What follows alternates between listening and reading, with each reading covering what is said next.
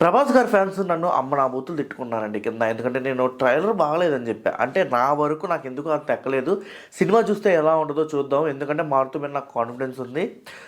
అందులోనూ నాకు మారుతి కొన్ని జోక్స్ ఏదో కట్ట చేసి కొంచెం ఎంటర్టైన్ అయితే చేస్తారు కాబట్టి మారుతి గారి మీద నాకు కొంచెం ఒక నమ్మకం ఉంది కాబట్టి నాకు ట్రైలర్ నచ్చలేదు. సినిమా చూద్దాం ఎలా ఉంటుందో నేను ఆసక్తిగా వెయిట్ చేస్తున్నానని చెప్తే కింద కామెంట్స్లో నన్ను వేసుకున్నారండి.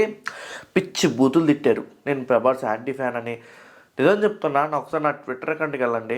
నేను ఎప్పుడు ఏ రోజు కూడా ప్రభాస్ గారికి యాంటీగా నేను పోస్టులు పెట్టలేదు. ఏ రోజు కూడా ప్రభాస్ గారంటే నాకు చాలా ఇష్టం. నేను ఇండస్ట్రీలో అందరికీ ప్రభాస్ గారు అంటే ఇష్టం. మీరందరూ నన్ను వేసుకుంటున్నారు, అయినా ఇబ్బంది లేదు, బాధపడను. ఇవన్నీ సహజం కాబట్టి. ఎందుకంటే ఒక హీరో అభిమానికి ఎలా ఉంటుందంటే అసలుకి నా హీరో సినిమా అస్సలు బాగలేకపోయినా సరే బాగుందనే చెప్పాలని అనుకుంటాడు. సో అక్కడి నుంచి వచ్చినాయి అనమాట ఇవన్నీ. బట్ నేనైతే జెన్యున్గా చెప్పాలి కాబట్టి కంటెంట్ క్రియేటర్గా నాకు అనిపించింది అయితే అదనమాట. బట్ నిన్న రిలీజ్ అయిన నైట్ స్పిరిట్ది ఒక ఫస్ట్ లుక్ రిలీజ్ అయింది చూసారా, అదండి. అది ప్రభాస్ దానమ్మ. అది ప్రభాస్ అంటే అసలు ఎంతకాలం ప్రొడ్యూసర్స్ ప్రభాస్ గారిని అసలు బాహుబలి తర్వాత నుంచి ఇప్పటి వరకు ఎవరు అంటే సల్లార్ ఓకే, మళ్ళీ సర్లార్ అయితే ఓకే, కానీ సర్లార్లో ఎక్కువ మాట్లాడు, ఎక్కువ స్పేస్ లేదు ఆయనకి.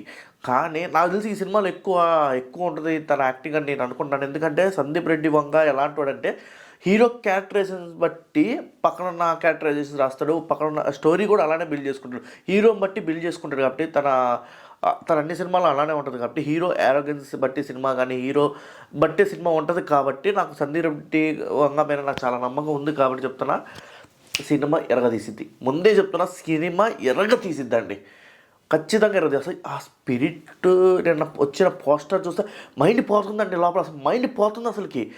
ఇదేంట్రా బాబు అసలుకి ఇలా ఉంది, ఇది కదా కావాల్సింది. బాహుబలి తర్వాత ప్రభాస్ గారి దగ్గర నుంచి చూస్తుంది ఇది కావాల్సింది. రాధేశం బొక్క. ఆదిపురుషు అసలు ఆదిపురుషు ఏందో నాకేం అర్థం కాలేదు. సలార్ ఓకే, బట్ అక్కడ అంత స్పేస్ లేదు ప్రభాస్ గారికి. ఒక ఫైటింగ్స్లో కనబడ్డాడు, పెద్ద డైలాగ్స్ ఉండవు, ఏముండవు. ఇప్పుడు రాజసభ వస్తుంది, చూడాలి ఎలా ఉంటుందో.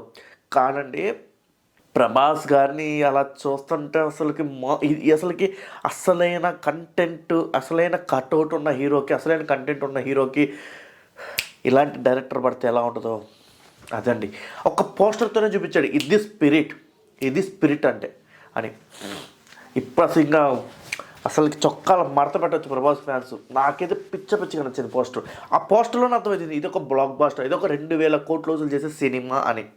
దంగల్ తర్వాత ఇదే అవుతుందండి, అలా ఉంటుంది సినిమా. నేనైతే ఈగర్లీగా వెయిట్ చేస్తున్నా. ప్రభాస్ ఫ్యాన్స్ అసలుకి ఈ న్యూ ఇయర్ అయితే ప్రభాస్ ఫ్యాన్స్ పిచ్చెక్కిచ్చింది. ఎందుకంటే నాలాంటోడికి ఒక కంటెంట్ అంటే సినిమా ఇండస్ట్రీని జెన్యున్గా చూసే నాలాంటోడికి పిచ్చెక్కిపోయిందంటే ఆ పోస్టరు ఇంకా మీకు అర్థం చేసుకోండి. సో మీ అభిప్రాయాన్ని కామెంట్ బాక్స్లో కామెంట్ చేయండి. ప్రభాస్ గారు నిన్న ఎలా ఉన్నారు స్పిరిట్ పోస్టర్లో అనేది. మళ్ళీ కలుద్దాం వేరే వీడియోలో.